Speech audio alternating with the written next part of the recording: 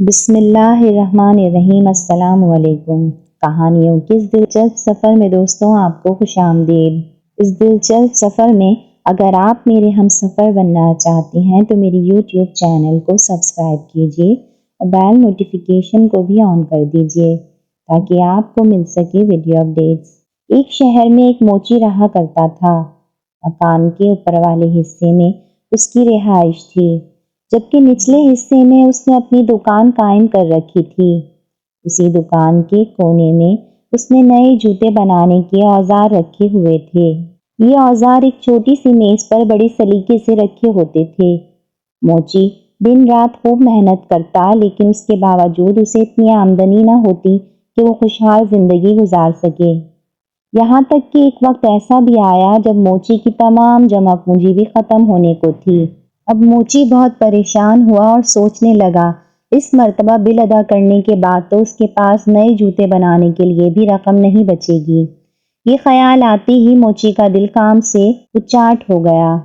وہ جو جوتے بنا رہا تھا اس کا چمڑا وہیں پڑا چھوڑ کر اٹھا اور اپنے رہائش والے حصے کی طرف چلا گیا۔ کھانا کھا کر دونوں میاں بیوی اپنی تنگ دستی کا حل تلاش کرتے کرتے سو گئے۔ دوسرے روز صبح موچی ناشتے سے فارغ ہو کر اپنی دکان میں پہنچا تو وہ بہت حیران ہوا، کیونکہ کل جو چمڑا اس نے جوتوں کے لیے کاٹ کر چھوڑا تھا اس کے جوتے تیار تھے، اور یہ جوتے اتنے خوبصورت تھے کہ موچی نے کبھی اتنے عمدہ جوتے نہ بنائے تھے۔ موچی نے زور زور سے اپنی بیوی کو آوازیں دینا شروع کر دیں۔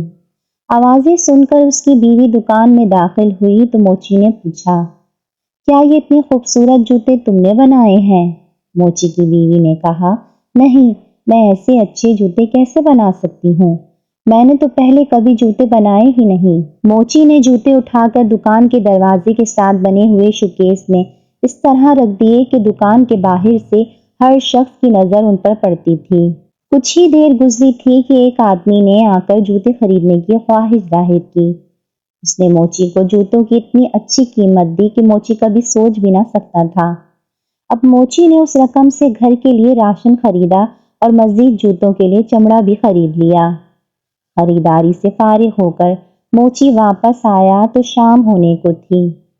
موچی کی بیوی کھانا بنانے کی تیاری کرنے لگی، جبکہ موچی چمڑا لے کر دکان والے حصے میں آ گیا۔ موچی نے 2 جوڑے جوتوں کے لیے چمڑا کاٹا۔ وہ ابھی انہیں سینے کے بارے میں سوچ رہا تھا کہ اس کی بیوی نے آواز دے کر کہا، کھانا تیار ہے، آ کر کھانا کھا لو، باقی کام صبح کر لینا۔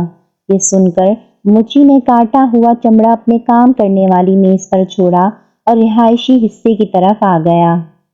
دوسرے روز صبح جب موچی دکان میں آیا تو وہ ایک مرتبہ پھر حیران ہوئے بغیر نہ رہ سکا، کیونکہ رات کو موچی نے جو چمڑا کاٹ کر رکھا تھا اس کے آج پھر بہت عمدہ جوتے تیار تھے۔ موچی نے ایک مرتبہ پھر اپنی بیوی کو بلا کر جوتوں کے بارے میں پوچھا، لیکن اس نے اس مرتبہ بھی اپنی لا علمی کا اظہار کیا۔ موچی نے جوتے اٹھا کر شوکیس میں رکھ دیے۔ تھوڑی دیر بعد جوتے بک گئے۔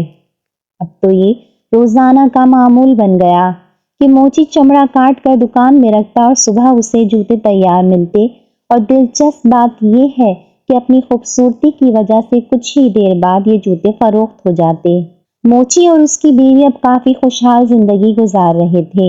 ایک دن موچی کی بیوی نے کہا، ہمیں معلوم تو کرنا چاہیے کہ رات کو کون ہمارے لیے جوتے بنا کر جاتا ہے۔ موچی نے کہا، آج رات کو ہم دکان کی نگرانی کریں گے اور دیکھیں گے کہ کون ایسا مہربان ہے جو روزانہ ہمارے لیے کام کرتا ہے۔ موچی اور اس کی بیوی شام ہوتے ہی کٹا ہوا چمڑا کام کرنے والی میز پر چھوڑ کر دکان میں رکھی ایک بڑی سی الماری کے اندر چھپ کر بیٹھ گئے اور تھوڑا سا دروازہ کھول کر دکان میں جھانکنے لگے۔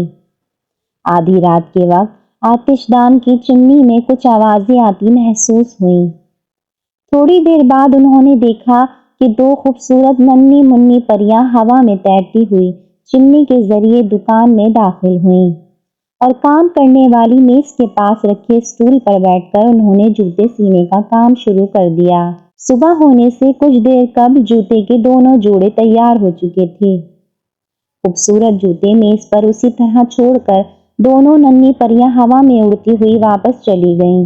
موچی نے اپنی بیوی سے کہا، بہت دنوں سے ننھی پریاں ہمیں اچھے اچھے جوتے بنا کر دے رہی ہیں، میرا خیال ہے ہم بھی انہیں کوئی تحفہ دیں۔ موچی کی بیوی بولی، دونوں پریاں ننگے پاؤں تھیں اور ان کے کپڑے بھی عام سے تھے، شاید انہیں ان کپڑوں میں سردی لگتی ہو، کیوں نہ میں ان دونوں کے لیے کپڑے بنا دوں۔ موچی نے بھی بیوی کی ہاں میں ہاں ملائی۔ اسی دن موچی کی بیوی نے دونوں پریوں کے لیے بہترین گرم جیکٹیں تیار کی اور ساتھ ہی 2 جوڑے چھوٹے چھوٹے خوبصورت جرابوں کے جوتے بھی بنائے۔ دوسرے دن انہوں نے شام کے وقت کام کرنے کی میز پر بجائے جوتوں کے لیے چمڑا کاٹ کر رکھنے کے دونوں ننھی منھی پریوں کے لیے جیکٹ اور جرابوں کے پیکٹ تیار کر کے رکھ دیے اور الماری میں چھپ کر پریوں کا انتظار کرنے لگے۔ آدھی رات کے بعد پریاں دکان میں داخل ہوئیں اور کام کرنے والی میز کے پاس آ کر کھڑی ہو گئیں۔ میز پر جوتوں کے لیے چمڑے کی جگہ گفٹ دیکھ کر انہیں حیرانی ہوئی۔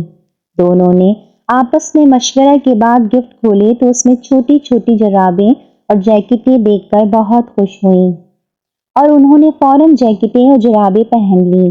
اب وہ دونوں پریاں بہت خوش تھیں۔ خوشی سے دونوں پریاں جھومتی رہیں اور پھر ہوا میں تیرتی ہوئی چمنی کے راستے دکان سے باہر نکل گئیں۔ اس کے بعد وہ کبھی دکان میں کام کرنے نہ آئیں۔ موچی نے جوتے بنانے کا کام جاری رکھا جو کہ عمدہ اور خوبصورت ہوتے تھے اور وہ پورے علاقے میں بہت امیر اور مشہور ہو گیا، لیکن کوئی بھی اپنے جوتوں کا ننھی پریوں کے بنائے ہوئے نرم و نازک جوتوں سے موازنہ نہ کر سکا۔